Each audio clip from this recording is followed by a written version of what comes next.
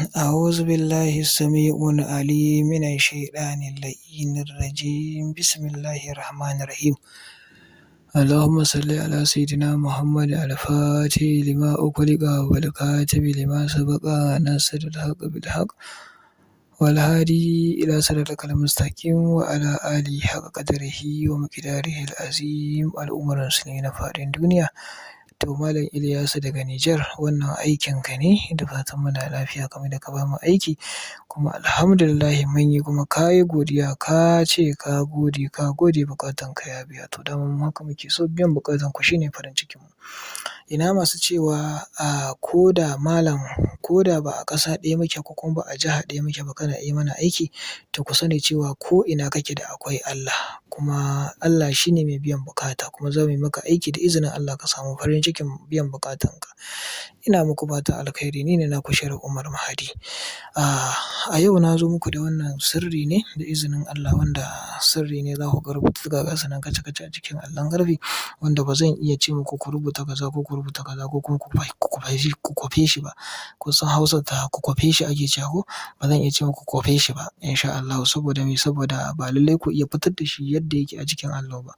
Amma insha Allahu ga duk mai buƙatar irin wannan aikin, mutum zai iya sanar da ni a WhatsApp, zan yi masa aiki da izinin Allah ya samu biyan buƙata a cikin mintuna kaɗan, da izinin Allah ya ga rayuwarsa ta sauya akan abin da ya sa gaba. Wannan akan kowane kalan buƙata muke yin sa.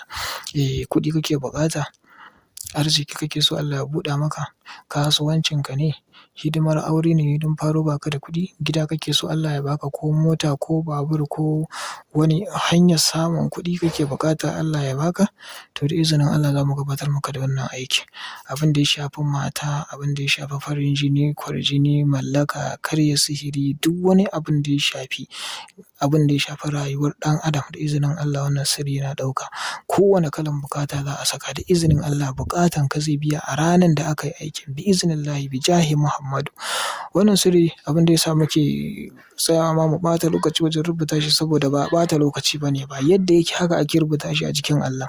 Kun san ko duk abin da za a rubuta shi kaca-kaca haka, in dai ba abu ne wanda yake da tasiri sosai ba, me zai sa a ɓata lokaci a kansa?